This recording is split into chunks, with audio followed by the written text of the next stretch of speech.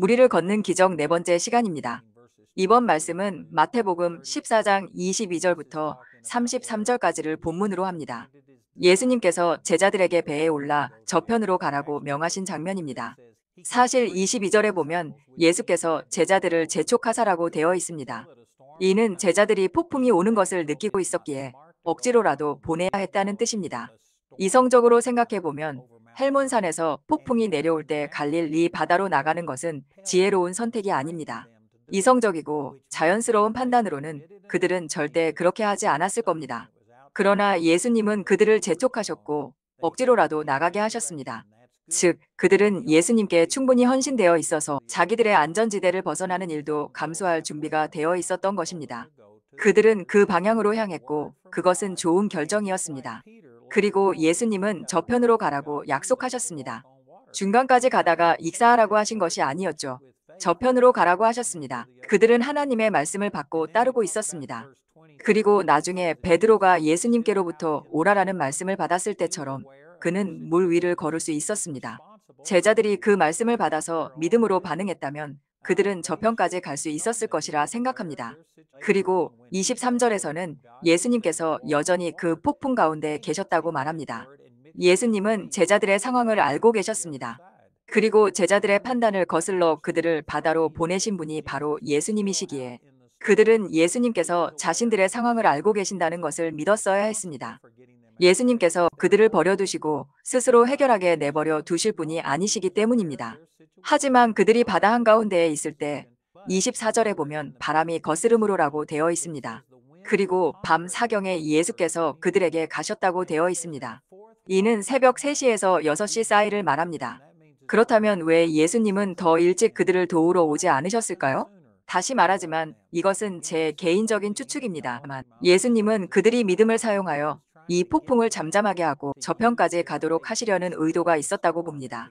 그래서 예수님은 그들이 자기들의 권세를 사용하여 행할지를 기다리신 것입니다. 제가 또 말씀드렸듯이 갈릴리 바다는 가장 넓은 지점도 6에서 8마일 정도밖에 되지 않습니다. 보통 상황에서는 이 바다를 건너는데 2~3시간 정도밖에 걸리지 않습니다.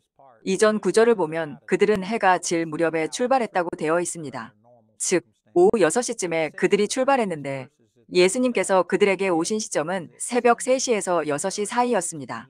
즉, 3시간이면 될 여정이 최소 9시간, 어쩌면 12시간이나 걸리게 된 것입니다. 이것은 얼마나 강한 바람이 불었는지를 보여줍니다. 그리고 여기서 또 하나 배울 수 있는 것은 우리 주의 자녀들의 상당수가 하나님의 뜻으로 향하기 시작했을 때 방해가 없을 때만 하나님을 따른다는 것입니다. 바람이 거슬러 불기 시작하면 금방 그만두거나 하나님의 뜻이 아니라고 의심하죠죠. 여기 폭풍 속에 제자들이 자기 목숨을 구하기 위해 할 수 있었던 것은 그저 방향을 돌리고 돛을 올려서 자신들이 떠나온 해안으로 돌아가는 것이었습니다. 그랬다면 몇 분 안에 안전한 곳에 도착할 수 있었을 겁니다. 하지만 칭찬할 만하게도 그들은 하나님이 부르신 방향을 계속해서 향해 갔습니다. 그러므로 우리가 하나님의 인도하심을 따라갈 때 자신의 지혜나 상식과 충돌하더라도 순종해야 합니다. 그리고 폭풍 속에 들어가게 되었을 때 도망쳐서는 안 됩니다. 계속해서 나아가야 합니다. 이번 주 초에 제가 예로 들었던 것처럼 1973년쯤 처음 사역을 시작했을 무렵에 주님께서 제게 말씀하셨습니다. 제 자료들을 모두 무료로 나누라고 하셨습니다. 그 결과 지금까지 1억에서 2억 개에 이르는 책, CD, 카세트 등 다양한 자료들을 무료로 나누었습니다. 이 숫자에는 매달 우리 웹사이트에서 이루어지는 수백만 건의 다운로드는 포함되지도 않았습니다. 그래서 저는 그 방향으로 가기로 결단했습니다. 그런데 아시나요? 그동안 여러 번의 폭풍을 만났습니다. 그리고 재정적으로 보면 그렇게 나누는 것이 현명해 보이지 않을 때도 있었습니다. 이를테면 지금 이 순간에도 대략 짐작컨대 하루에 3천에서 5천 명 정도가 자료를 요청하고 우리는 그냥 그것들을 계속 보내줍니다. 우리는 정말 계속해서 자료를 보내고 있습니다. 그리고 우리가 정말 재정적으로 어려운 상황일 때도 있었습니다. 그럴 때는 방향을 바꾸고 돛을 올려 육지로 되돌아가고 싶은 유혹이 정말 컸습니다. 그리고 자료 나눔을 그만두고 싶기도 했습니다. 하지만 저는 마음을 정했습니다. 이 길로 계속 가기로. 이것이 하나님께서 저를 부르신 방향이기 때문입니다. 다른 분들이 자료를 판매하는 것에 대해 제가 비판하는 건 아닙니다. 그것은 그들과 하나님 사이의 일입니다. 하지만 하나님께서 제게 명하신 것은 이것이고 저는 그 부분에서 타협할 수 없습니다. 요즘에도 저희 사역에 어려움이 있었습니다. 그래서 저는 후원자분들께 이메일을 보내어 재정적인 도움이 필요하다는 내용을 알렸습니다. 제가 매달 5,000달러를 후원하는 어떤 사역 단체에서는 오히려 저희에게 헌금을 보내면서 말했습니다. 우리에게 보내는 헌금을 줄이시거나 중단하셔도 괜찮습니다. 충분히 이해합니다. 그런데 저는 바로 그들에게 이렇게 답장을 보냈습니다. 저는요, 다른 건 몰라도 헌금은 마지막까지 절대 줄이지 않을 겁니다. 그리고 우리가 재정적으로 어려움을 겪었을 때 헌금을 줄이기보다는 오히려 제가 하나님의 주권에 관해 쓴 소책자를 꺼내서 6만 5천에서 7만 명의 후원자들에게 선물로 보내드렸습니다. 저는 그냥 씨를 뿌리기 시작한 것입니다. 정말 저는 어려운 상황에 처할 때 방향을 틀거나 도망치지 않습니다. 오히려 헌금을 더 늘립니다. 저는 하나님께서 말씀하신 그 길을 계속해서 갈 것입니다. 이건 저에게 정말 큰 영감을 줍니다. 이 제자들은 원래 3시간 걸릴 여정을 떠났는데 최소 9시간에서 12시간까지 걸리는 여정으로 바뀌었습니다. 그들은 그러나 뒤돌아가지 않았습니다. 그들은 여전히 하나님께서 말씀하신 방향을 향해 나아가고 있었습니다. 우리가 자신의 삶에서 하나님의 기적의 능력을 경험하고자 한다면 시작하는 것뿐만 아니라 끝까지 인내하며 나아가야 합니다. 계속해야만 합니다. 이건 모세의 삶을 통해서도 볼 수 있습니다. 모세가 주님과 초자연적인 만남을 한 후 이집트로 돌아갔을 때 그는 바로에게 나아갔지만 모든 일이 순조롭게 풀리거나 척척 이루어진 것이 아니었습니다. 오히려 상황은 더 악화되었죠. 바로가 이스라엘 백성에게 벽돌 생산량을 더 늘리고 짚은 제공하지도 않았습니다. 그래서 백성들은 짚을 직접 주워 모아야 했습니다. 상황은 더 나빠졌고 이스라엘 백성들은 오히려 모세를 원망했습니다. 좋아지기 전에 상황은 더 악화되었습니다. 하지만 모세는 하나님의 지팡이를 손에 든 초자연적인 하나님의 사람이었습니다. 모든 일이 술술 풀릴 것 같지만 전혀 그렇지 않았습니다. 그리고 저 역시 간증할 수 있습니다. 성경 속의 수많은 인물들을 하나하나 살펴볼 수 있습니다. 하나님께서 그들에게 방향을 주시고 그들이 순종을 시작했다 해서 모든 것이 순조롭게 풀리는 것은 아닙니다. 엘리야는 어떤가요? 그는 아합 앞에 서서 내 말이 있기 전에는 이 땅에 이슬도 비도 없을 것이다. 하나님께서는 엘리야에게 기적적으로 공급하셨습니다. 그는 과부를 통해 3년 반 동안 공급받았고 하나님은 그 음식을 기적으로 늘려주셨습니다. 그 후 그는 하늘에서 불을 내려 바알 숭배를 완전히 무너뜨렸습니다.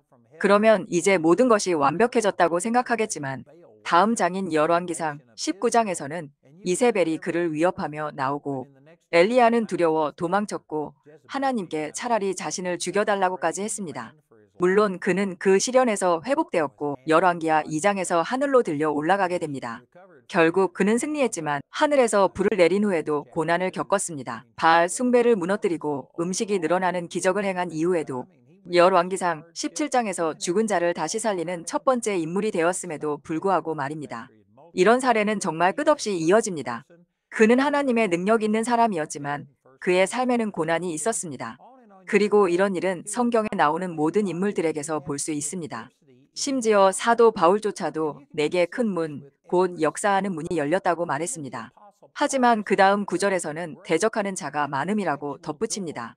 그러므로 우리가 지금 하나님의 뜻 안에 있는지를 모든 일이 얼마나 쉬운가로 해석하려 하지 마십시오. 또한 진심으로 하나님을 섬기고 있다면 모든 일이 순조롭게 풀릴 거라고 생각하는 것도 잘못된 가정입니다. 저는 상황을 통해 하나님의 뜻을 분별할 수 있다고 생각하지 않습니다. 하나님은 우리에게 직접 말씀하실 것이며 우리는 단지 일이 순조롭게 풀리는지 아니면 저항이 있는지를 기준 삼아서는 안 됩니다. 그럼에도 불구하고 굳이 상황을 가지고 판단한다면 아마도 모든 것이 우리에게 불리하게 돌아갈 때야말로 우리가 하나님의 뜻 한가운데 있다는 더 정확한 증거일 수 있습니다. 여러분, 정말 이것은 놀라운 진리입니다. 정말로 강력한 메시지입니다. 이건 하나님께서 제 삶 속에서 직접 일하신 내용이기도 합니다. 제가 완벽하게 잘해왔다고는 말할 수 없지만 그러나 57년 동안 저는 하나님께서 제게 말씀하신 방향을 향해 계속해서 나아가고 있습니다. 외부로부터의 반대뿐 아니라 제 내면의 생각과 두려움으로부터도 많은 저항을 받았습니다. 그럼에도 저는 이렇게 결심했습니다. 가라앉든지 헤엄치든지 살든지 죽든지 간에 나는 방향을 바꾸지 않겠다. 나는 하나님께서 제게 하라고 하신 것을 철회하지 않겠다. 그 결단 덕분에 저는 정말 많은 기적들을 경험해 왔습니다. 정말 많습니다. 단지 육체적인 치유나 기적만이 아닙니다. 제 아들과 제 아내가 죽음에서 살아나는 것도 보았고 재정적인 기적도 경험했습니다. 정말 많은 일들을 하나님께서 행하시는 것을 보았습니다. 그 모든 것의 핵심은 바로 제가 포기하지 않았기 때문입니다. 많은 사람들은 시작은 합니다.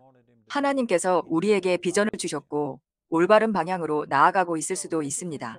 하지만 상황이 어려워지면 포기하고 마는 겁니다. 우리가 중도에 포기한다면 하나님의 초자연적인 능력을 절대 경험하지 못할 것입니다. 포기하지 마세요. 그저 포기하지 마십시오. 그리고 우리가 포기하지 않는다면 결국은 승리하게 될 것입니다. 마태복음 14장 26절에 이렇게 기록되어 있습니다. 제자들이 그가 바다 위로 걸어오심을 보고 놀라 유령이라 하며 무서워 소리 지르거늘. 이 부분은 이전 방송에서 이미 다루었지만 그들은 예수님께서 와서 자신들을 도와주시길 믿고 있었습니다. 하나님께서 개입해 주시길 믿고 있었습니다. 그런데 그들의 기도에 대한 응답이 실제로 왔을 때 그들은 그것을 믿을 수가 없었습니다. 그들은 그걸 유령이라고 생각했습니다. 여러분, 기적은 믿음을 만들어내지 않습니다. 믿음이 기적을 만들어냅니다. 사실 예수님이 말씀하신 한 부자의 비유가 있습니다. 그는 죽어서 음부에 갔죠.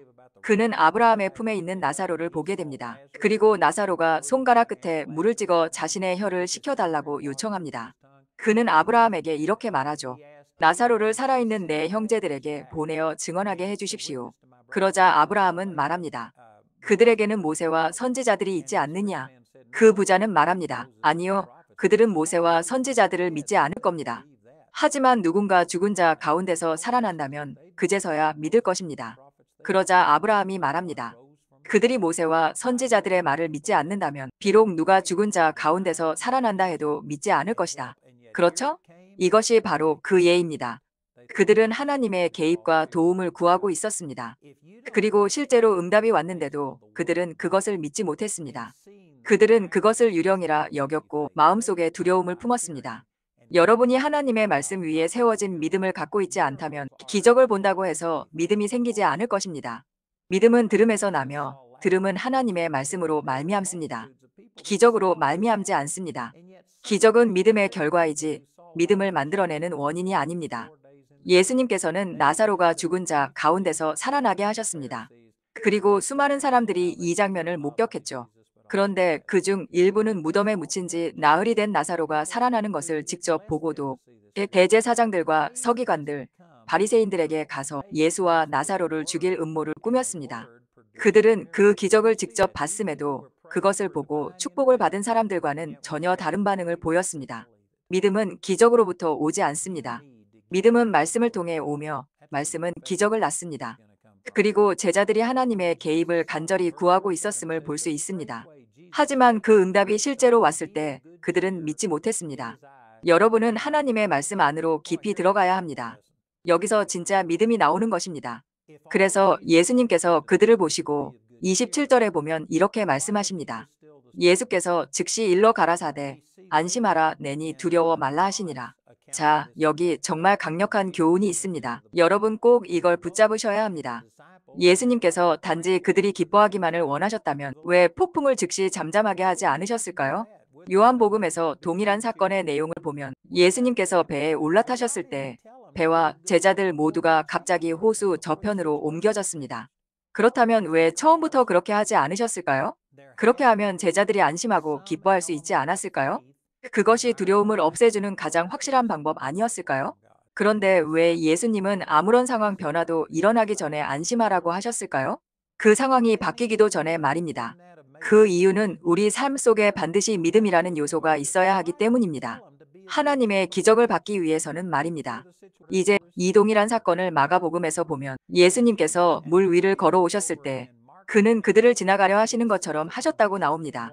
이제 그것이 정말 중요한 의미를 담고 있습니다. 예수님께서 물 위를 산책하듯 걸으셨던 게 아니란 건 분명하죠. 그분은 매일 저녁마다 그렇게 하시는 분이 아니었습니다. 그분은 일부러 물 위로 걸어 나오셨고 제자들을 돕기 위해 물 위를 걸어오신 것입니다. 그들이 물에 빠져 죽게 생겼고 상황을 믿음으로 다루지 못하고 있었기 때문입니다. 그래서 예수님은 그들을 구하러 오신 것입니다. 우리 같았으면 소리치며 손을 흔들고 나팔이라도 불면서 달려왔을 겁니다. 구조대 왔다 하면서 말이죠. 우리는 그들에게 확실히 우리가 왔다는 걸 알렸을 겁니다. 하지만 예수님은 단지 물 위를 걸어오셨을 뿐이고 그들이 알아볼 만큼 가까이 다가오셨지만 성경은 그가 그들을 지나치려 하셨다고 말합니다. 예수님은 분명히 그들을 돕기 위해 오셨지만 그 상황을 그냥 자동으로 해결해 주시진 않으셨습니다. 그저 자신을 드러내셨습니다. 그리고 제자들이 예수님께 소리치며 능력을 구하지 않았다면 예수님은 정말로 그들을 지나치셨을 것입니다. 여기에는 우리에게 정말 큰 교훈이 담겨 있습니다. 하나님은 언제나 우리와 함께 하십니다. 결코 우리를 떠나지 않으시고 버리지 않으십니다. 주님은 세상 끝날까지 우리와 함께 계신다고 약속하셨습니다. 그런데 아십니까? 우리는 예수님께 구해야 합니다. 하나님의 능력을 바라야 합니다. 야고보서 4장에 보면 구하지 아니함으로 얻지 못한다고 말합니다. 물론 주님은 우리가 무엇이 필요한지 다 알고 계십니다. 하지만 주님은 우리가 그것을 구하길 원하십니다. 우리는 손을 내밀어야 합니다. 우리는 예수님께 요구를 해야 합니다. 이건 정말로 중요한 원칙입니다. 많은 사람들은 하나님이 항상 자기와 함께 하신다는 것을 그냥 당연하게 여기면서 하나님이 자신의 주권으로 모든 것을 다 움직이셔서 자신의 삶을 자동으로 다 알아서 해결해 주실 거라고 생각합니다. 아닙니다. 여러분은 하나님을 믿어야 합니다. 그분의 능력을 붙잡고 구해야 합니다. 그래서 예수님께서 제자들에게 말씀하신 이유는 안심하라. 내니 두려워 말라. 라고 말씀하신 이유는 왜 그냥 문제를 해결해 주시지 않았을까요? 그렇게 하면 두려움도 사라지고 문제가 다 해결됐을 텐데요. 아니요. 왜냐하면 주님은 그들이 믿음으로 움직이길 원하셨기 때문입니다. 상황이 바뀌기 전에 먼저 믿음으로 반응하길 원하셨습니다. 그게 바로 믿음입니다. 믿음은 바라는 것들의 실상이요. 보이지 않는 것들의 증거입니다. 믿음은 하나님께서 우리의 필요를 채우실 때 사용하시는 실체입니다. 우리가 믿음을 가지지 않으면 그 실체가 없는 것입니다. 하나님께서 우리를 자유롭게 하시기 위해 사용하실 수 있는 것이 아무것도 없는 것입니다. 믿음이야말로 하나님의 능력을 풀어내는 열쇠입니다. 히브리서 11장 6절 믿음이 없이는 하나님을 기쁘시게 하지 못하나니 하나님께 나아가는 자는 우리가 지금 나누는 이 문맥에서 보자면 하나님의 기적의 능력을 받고자 하는 사람은 자기를 죽이려는 것들 위를 믿음으로 걸어갈 수 있는 사람은 그가 계신다는 것을 믿어야 하고 그가 자기를 간절히 찾는 자들에게 상 주시는 분임을 믿어야 합니다.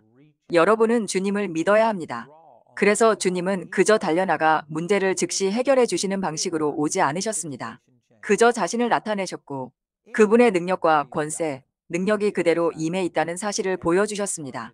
하지만 그들이 먼저 그 능력을 구해야 했습니다. 제자들이 먼저 믿음을 보여야 했습니다. 예수님의 능력을 구해야 했습니다. 그리고 예수님은 상황이 달라지기 전에 그들에게 먼저 안심하라고 말씀하셨습니다. 누구나 홍해를 건넌 후 반대편에 서서는 하나님을 찬양할 수 있습니다. 물이 갈라지고 원수들이 다 멸망한 후라면 말이죠. 출애굽기 15장에서처럼 상황이 바뀌고 나서는 누구나 하나님을 찬양할 수 있습니다. 하지만 출애굽기 14장에서 즉 적군이 몰려오고 우리가 갇힌 것처럼 보이는 그 순간에 여전히 우리는 먼저 하나님을 찬양할 수 있습니까? 하나님께서 우리를 위해 길을 내시고 바다를 여실 것임을 정말로 믿을 수 있습니까? 그것이 바로 믿음입니다. 믿음이란 마음으로 무언가를 보는 것입니다. 하나님의 말씀이라는 진리에 기반하여 바라보는 것이죠. 우리는 하나님의 약속을 가지고 있습니다. 그리고 믿음은 그 약속들을 믿고 바라보는 것입니다. 우리가 실제로 눈으로 보고 몸으로 느끼는 것보다 더 확실하게 말입니다. 예를 들어 치유의 경우를 생각해 봅시다. 의사의 말에만 의존하는 대신 몸의 증상이나 느낌에만 반응하는 대신 하나님의 말씀은 무엇이라고 말씀하십니까? 물론 의사가 완치 판정을 내려준 다음이라면 누구나 하나님을 찬양할 수 있습니다. 통증이 사라지고 몸이 회복된 후라면 누구나 찬양할 수 있습니다. 종양이 사라진 다음이라면 말이죠. 하지만 통증이 있는 그 상태에서 하나님을 찬양하기 시작하는 것, 몸이 여전히 아플 때 의사가 우리는 죽을 겁니다 라고 말하는 그 순간 우리는 단지 눈에 보기에 자연스러운 것들만 따라갈 건가요? 아니면 하나님의 말씀이 우리의 삶을 지배하게 둘 건가요? 이건 정말로 강력한 진리입니다. 아직 우리는 베드로가 물 위를 걷는 장면조차 들어가지 않았습니다. 지금까지 말한 모든 것은 베드로가 경험하게 될 그 위대한 기적을 위한 준비 과정이었습니다. 그런데 여러분, 만약 제자들이 앞서 말한 모든 일들을 하지 않았더라면 결코 베드로가 물 위를 걷는 장면을 보지 못했을 것입니다. 그 기적적인 공급을 경험할 수 없었을 것입니다. 여러분, 많은 사람들이 자신의 삶에서 하나님의 기적적인 능력을 보고 싶어 합니다. 하지만 정작 하나님께서 하라고 하신 일은 하지 않으려 하죠. 그 일이 자기 자신의 지혜나 생각에 어긋난다면 말입니다. 또 설령 그 길을 시작한다고 해도 그 길을 끝까지 유지하진 않습니다. 상황이 어려워지면 그냥 포기해버립니다. 문제가 생기면 가장 먼저 눈에 띄는 탈출구부터 찾아 빠져나가죠. 그들은 방향을 바꾸고 돛을 올려 원래 있던 안전한 육지로 향합니다. 그리고 하나님이 명하신 일을 멈춰버립니다. 지금까지 우리가 함께 나눈 이 모든 것들을 실천하지 않는다면 우리는 결코 기적이 일어나는 자리에 있게 되지 않을 것입니다. 제자들이 만약 다시 저편 육지로 돌아가 있었다면, 육지라는 안전한 지대에 머물러 있었다면 그들은 결코 이 물 위를 걷는 기적을 경험하지 못했을 것입니다.